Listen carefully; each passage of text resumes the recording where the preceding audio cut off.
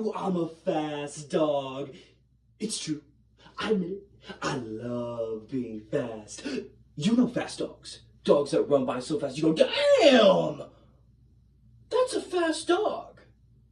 Well, that's me. A fast dog.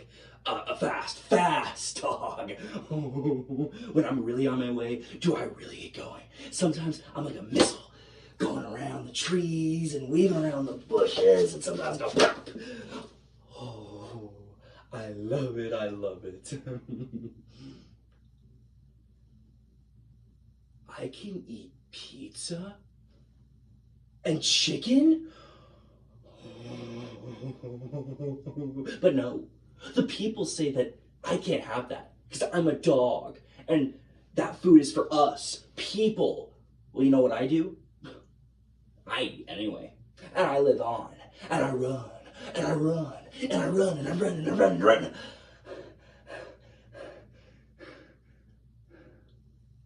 Oh, hi. My name is Steven.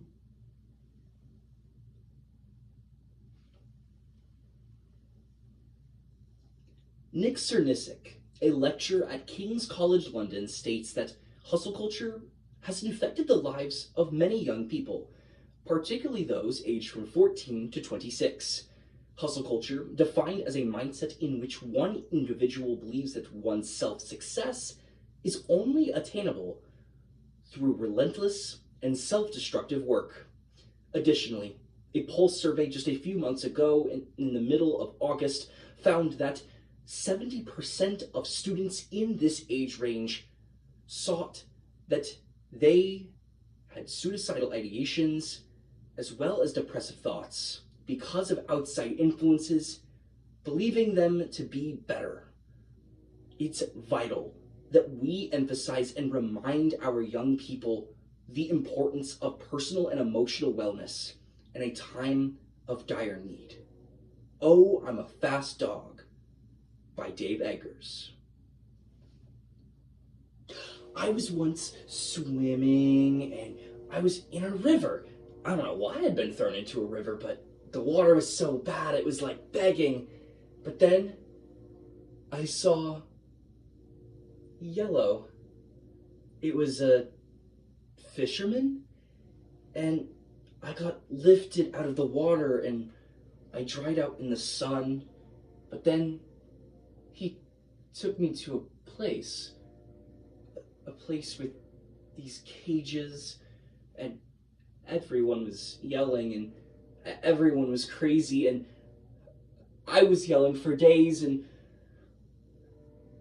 then there was people, a family, and a car, and I was new at home. Here, I could run to where the places end. And there was a forest. In this forest, there were other dogs. Here, I was the fastest, and I could jump the farthest too. I'm like a fucking gazelle. But there were 6 other dogs. Edward, Susan, Franklin, Mary, Robert, and Thomas. But I wanted to prove that I was the best out of these dogs. So tonight I race Franklin, and I could tell that he's pushing himself really hard. He's yelling and bumping me and biting me. But I regain my footing, and then I catch up to him, and I catch him and overtake him. And I attract the energy of everything living around me. 2 more strides, and I jump. I am like a rocket. You should do this sometime. And I clear the gap by 2 feet. But I turn around to see Edward. He's yelling something, and he jumps, but Edward is, oh, he didn't make it. Edward's, he's okay. But other dogs before haven't been so lucky. When Edward fell, the squirrels said things. "What a bad landing. That stupid dog. He was running funny." The squirrels always have things to say. Before and after they jump, they say things like, "That dog's worthless. He just needs to die." And when we don't make it, they say things like, "That stupid dog was never gonna make it. He's worthless." Their eyes full of glee. Sometimes, past tolerance, the other dogs will catch one in their mouths and crush them. And they always come back. More of them. Always more of them.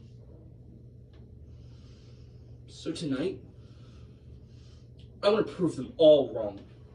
So I race Franklin, the biggest, meanest dog, and I push myself harder than ever before, because I ran that race alone.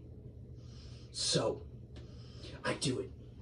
I run, and I run, and I run, faster than ever before, and they tell me, "It's not worth it," Franklin says. But I don't care. I want this feeling. I want to feel cloud-like. It pushes me harder when I see the words forming in the mouths of the squirrels. I want this. I run, and I run, and I run. Just a couple more strides, and I jump. And I could see everything. My bed, the faces of my friends, and the squirrels already forming words. And it was like they already knew what was happening. So, after I hit my head and was out of view of the squirrels, they spoke. "That dumb dog.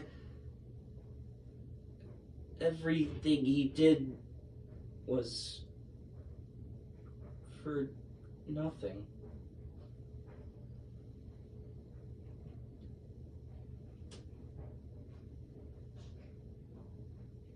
After I died and I laid in the river like a loose, warm bag of flesh, I could only see through the murky river water. And in this time I remembered I was thrown into a different river when I was young by a man who wanted me to be mean. He would slap me up the head and tell me to do better. He wanted me to become a mean dog. And all I wanted was for him to be happy. And I wanted the squirrels to be happy, as we dogs were, to run alongside us.